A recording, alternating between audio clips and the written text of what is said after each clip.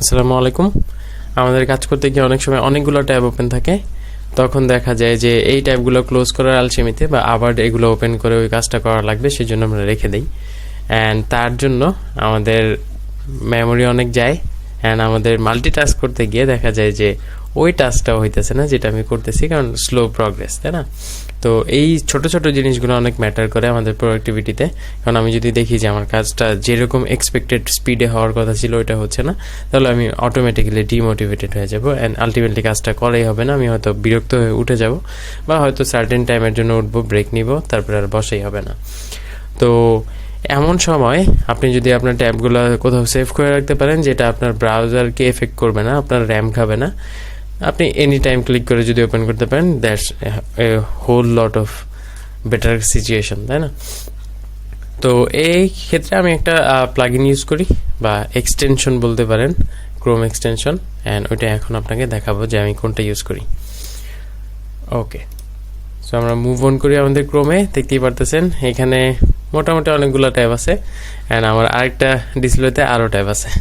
তো এই ক্ষেত্রে আমরা কি করতে পারি, আমরা আমাদের ক্রোম এক্সটেনশনটা ইউজ করবো, যেটার নাম হলো OneTab।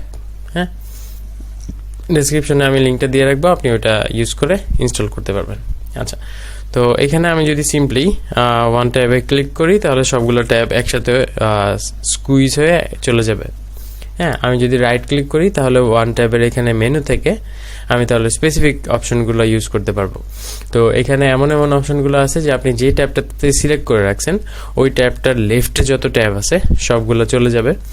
ইভেন ওই ট্যাবের রাইটে যা আছে ওইগুলো আপনি পাঠাতে পারবেন OneTab-এ, অ্যান্ড শুধু ওই ট্যাবটাও পাঠাতে পারবেন OneTab-এ।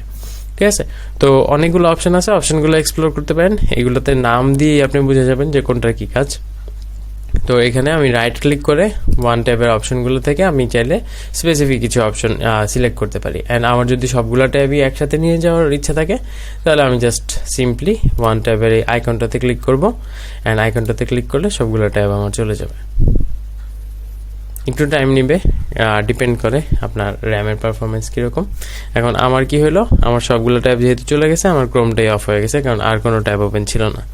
ওকে, সো ওভারঅল এইভাবে আপনি আপনার ট্যাবগুলো ম্যানেজ করতে পারেন। এখন আমি যদি আবার সিম্পলি ক্রোমটা ওপেন করি, তাহলে আপনাকে দেখাইতে পারবো। আমি দুই একটা লিঙ্ক কেটে দিই যেখানে আমার পার্সোনাল ইনফরমেশন আছে, আর কোনটা হাইড করতে পারি। এখানে আপনি দেখতে পারতেছেন আমার ট্যাবগুলো ওপেন্ড, অ্যান্ড এখানে যদি আমি সিম্পলি রিস্টোর অল দিই, তাহলে এই 10টা ট্যাব আবার রিস্টোর হয়ে যাবে। অ্যান্ড আমি যদি এখানে সিম্পলি যে কোনো একটাতে ক্লিক করি, তাহলে ওই ট্যাবটা নতুন একটা ইয়েতে ওপেন হবে। যেমন আমি ইউটিউবটা যদি ওপেন করতে চাই, নতুন একটা ট্যাবে ওপেন হয়ে গেল, আমার জাস্ট ক্লিক করতে হবে। হ্যাঁ, তো ক্লিক করলে ওপেন হয়ে যাবে। আপনি চাইলে রিস্টোর অল দিতে পারেন, আপনি চাইলে ডিলিট অলও দিতে পারেন, মানে এই 8টা ট্যাব তাহলে ডিলিট হয়ে যাবে। আপনি মোড়ে গিয়ে চাইলে এগুলো নেমও করে রাখতে পারেন, লক ট্যাব করতে পারেন, মানে এটা উপরে লক হয়ে থাকবে, অ্যান্ড স্টারও করতে পারেন যদি আপনার ফ্রিকুয়েন্টলি এগুলো দরকার হয়। আপনি চাইলে সবগুলো ট্যাব যেগুলো আপনার সেভড আছে সবগুলো এক্সপোর্ট করতে পারেন বা ইম্পোর্ট করতে পারেন অন্য কোনো ব্রাউজার থেকে। তো which is really good feature. আচ্ছা, 1200 ট্যাব আমি সেভ করে রাখছি।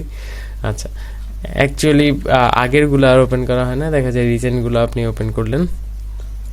অ্যান্ড এটাই ছিল আমার one of the most useful Chrome extension, and আমি আরও কিছু ক্রোম এক্সটেনশন নিয়ে পরে কথা বলবো। বেস্ট অফ লাক অ্যান্ড আল্লাহ হাফেজ।